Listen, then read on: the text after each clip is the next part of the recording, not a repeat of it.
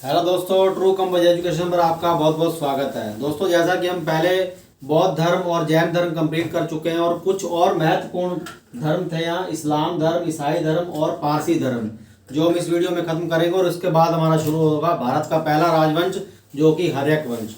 तो आते हैं सीधा इस्लाम धर्म पर। दोस्तों, इस्लाम धर्म के संस्थापक कौन थे? इस्लाम धर्म के जो संस्थापक थे वो थे हजरत मोहम्मद साहब। उसके बाद उनका जन्म कब होता है? उनका जन्म होता है 570 ईस्वी में, 570 में उनका जन्म हुआ, जो कि मक्का में। मक्का कहाँ पर है? सऊदी अरब में। सऊदी अरबिया में मक्का है, जहाँ 570 ईस्वी में हजरत मोहम्मद साहब जी का जन्म होता है। पैगंबर साहब का पिता का क्या नाम था? उनके पिता का नाम था अब्दुल्ला और उनकी माता का नाम था अमीना। पिता का नाम उनके अब्दुल्ला, माता का नाम अमीना। आप एक ट्रिक से याद रख सकते हो, उनके पिता की स्टार्टिंग वर्ड में भी आ है और माँ के स्टार्टिंग वर्ड में भी आ है, तो दोनों के नाम के आगे पहला अक्षर आ है, तो आपको इससे याद रखना है, अब्दुल्ला और अमीना। मोहम्मद साहब को ज्ञान की प्राप्ति 610 ईस्वी में एक हीरा नामक गुफा थी, मक्का के समीप में हीरा नामक गुफा थी, जहां पर मोहम्मद साहब को 610 ईस्वी में ज्ञान की प्राप्ति होती है। और उनकी पत्नी का क्या नाम था? खदीजा। मोहम्मद साहब की 25 वर्ष की आयु में एक खदीजा नाम की विधवा थी, जिनसे उनकी शादी होती है। उसके बाद उनकी एक पुत्री होती है जिसका नाम था फातिमा, और फातिमा के पति का नाम था अली, जो कि मोहम्मद साहब के दामाद थे। अब दोस्तों, एक फरिश्ता था जिब्राइल, और कहा जाता है कुरान कैसे बनी? जो कुरान मुसलमानों का पवित्र ग्रंथ है, कुरान आखिरकार बना कैसे? तो इतिहास में आता है एक फरिश्ता जिब्राइल था,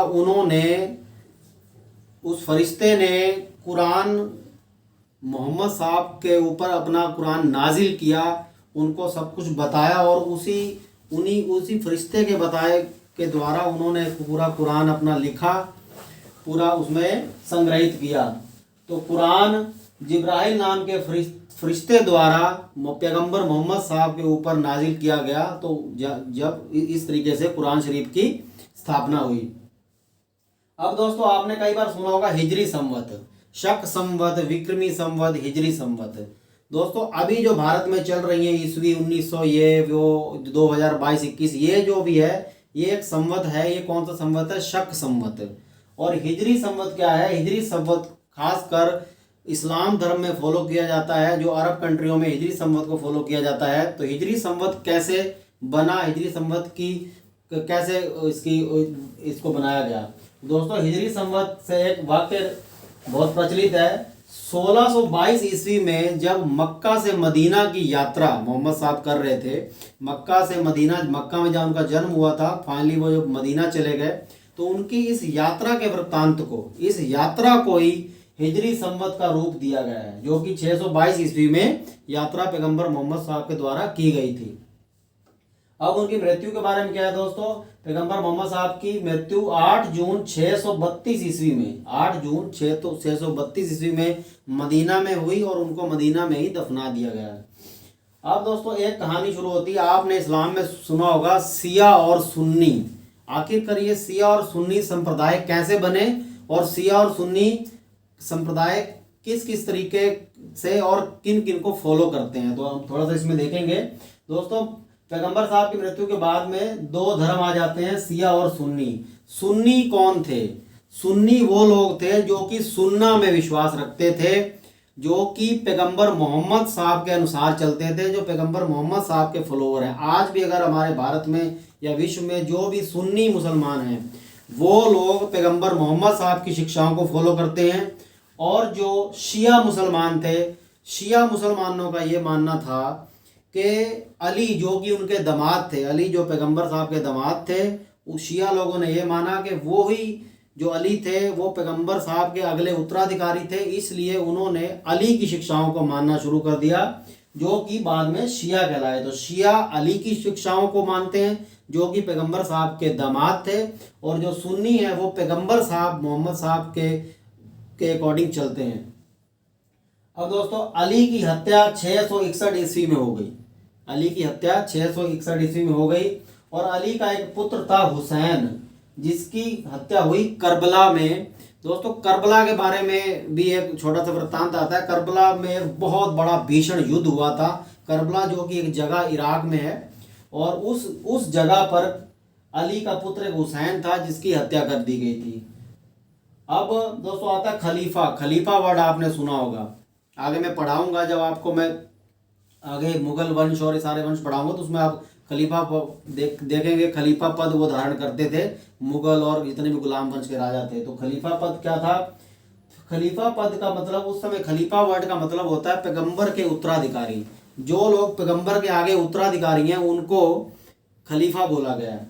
होता क्या दोस्तों, खलीफा वर्ड 1924 तक चलता रहा।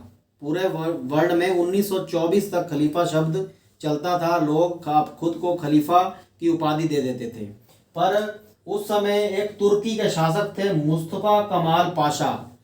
एक तुर्की के शासक थे मुस्तफा कमाल पाशा। उन्होंने ये डिसाइड किया कि जो भी लोग खलीफा पद को अपना लेते हैं, कोई वो रियल में पैगंबर साहब के उत्तराधिकारी नहीं है, तो उन्होंने 1924 में इस खलीफा शब्द को समाप्त कर दिया। तो 1924 के बाद कोई भी खलीफा अब विश्व में नहीं बनता है। अब पैगंबर साहब की जीवनी किसके द्वारा लिखी गई? तो पैगंबर साहब की जो जीवनी अगर फर्स्ट टाइम किसी ने लिखी थी, वो लिखी थी दोस्तों इब्न इशाक। इब्न इशाक नाम के एक व्यक्ति थे जिन्होंने पैगंबर साहब की जीवनी फर्स्ट टाइम लिखी। और दोस्तों आपने कई बार कैलेंडर में देखा होगा, कई बार पढ़ा होगा, और मेरे मुस्लिम जो दोस्त हैं उनको तो पता ही होगा, ईद ए मिलाद उन नबी। ईद ए मिलाद उन नबी। तो कई लोगों को नहीं पता होता ये क्या है। ईद ए मिलाद उन नबी का मतलब है पैगंबर साहब का जन्मदिन। इस दिन पैगंबर साहब का जन्म हुआ था, उनका हैप्पी बर्थडे था। तो एक वर्ड और आता है किबला।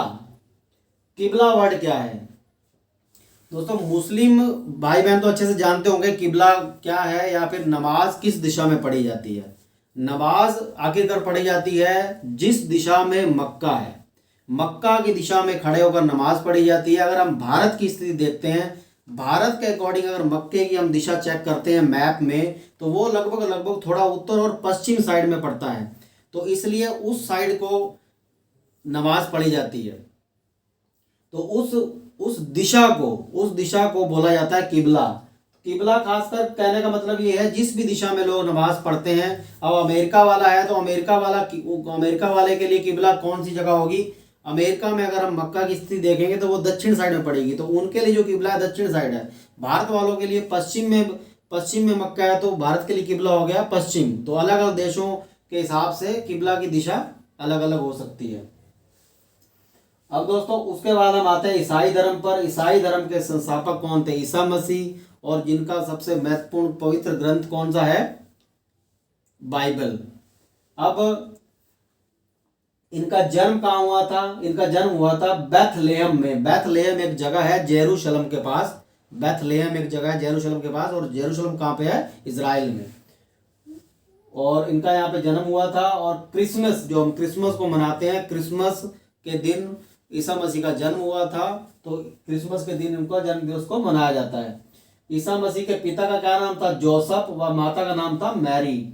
ईसा मसीह 30 वर्षों तक एक बढ़ई के रूप में कार्य करते थे। वो एक कारपेंटर थे, एक बढ़ई के कारीगर थे। ईसा मसीह के जो प्रथम दो शिष्य थे उनका क्या नाम था दोस्तों? एंड्रूस व पीटर। एंड्रूस और पीटर नाम के दो व्यक्ति जो थे वो ईसा मसीह के प्रथम 2 शिष्य बने थे। सूली पर कब चढ़ाया गया उनको? दोस्तों 33 वर्ष की आयु में, मात्र 33 वर्ष की आयु में एक रोमन के गवर्नर थे जिनका नाम था पोंटियस। रोमन गवर्नर थे, उनका नाम था पोंटियस, जिनके द्वारा ईसा मसीह को 33 वर्ष की आयु में सूली पर चढ़ा दिया गया, जिससे उनकी मृत्यु हो गई। अब दोस्तों हम नेक्स्ट आते हैं पारसी धर्म पर। पारसी धर्म के पैगंबर का क्या नाम है?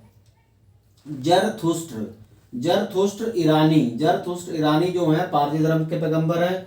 पारसी धर्म का जो धार्मिक ग्रंथ है दोस्तों, ये काफी क्वेश्चन इंपॉर्टेंट है और कई क्वेश्चन में पूछा गया है। पारसी धर्म का महत्वपूर्ण ग्रंथ कौन सा है, तो वो है जयंतावस्था। या फिर आपसे पूछ लिया जाएगा जयंतावस्था निम्नलिखित में से किस धर्म से रिलेटेड, तो वहां आपको टिक करना है पारसी धर्म से रिलेटेड है। वो लोग, पारसी लोग किस चीज में विश्वास रखते हैं, पारसी लोग एक ईश्वर में विश्वास रखते हैं जिसको बोला जाता है अहुर। अहुर मतलब एक ईश्वर में वो लोग विश्वास रखते हैं। और इस धर्म के अनुयायियों को अग्नि पूजक भी बोला जाता है। पारसी धर्म के अनुयायियों को दोस्तों अग्नि पूजक भी बोला जाता है। और अंत में, जैसे दोस्तों मैंने पिछली वीडियो में बताया था, अब मैं अपनी हर वीडियो के साथ 2 यूनिक क्वेश्चन लाऊंगा और वो हर वीडियो में आपको बताऊंगा। जनरली जो किसी भी सब्जेक्ट हिस्ट्री ज्योग्राफी से नहीं होते, बस वो एज अ जीके होते हैं, जिनको जानना हमारे लिए काफ़ी महत्वपूर्ण है। और वो काफ़ी 2 यूनिक क्वेश्चन रहेंगे आपके लिए। आज मैं लाया हूँ ओके। आपने सुना होगा ओके, आखिरकार ओके की फुल फॉर्म क्या होती है, तो दोस्तों ओके की फुल फॉर्म होती है ओला काला। ओला काला, ओला काला होती है ओके की फुल फॉर्म, जो कि एक ग्रीक टर्म है। ये एक ग्रीक टर्म है ओला काला। और इसका मतलब क्या होता है ग्रीक में, इसका आखिरकार मतलब क्या, ओला काला। ओला काला का मतलब होता है, ओला मतलब ऑल, काला का मतलब करेक्ट, ऑल करेक्ट, सब ठीक। तो ओला काला ऑल करेक्ट ओके की फुल फॉर्म होती है। और भारत की पहली महिला टीचर कौन थी, भारत की पहली महिला अध्यापिका कौन थी, तो वो थी जो सावित्रीबाई फूले। सावित्रीबाई फूले भारत की पहली महिला टीचर थी।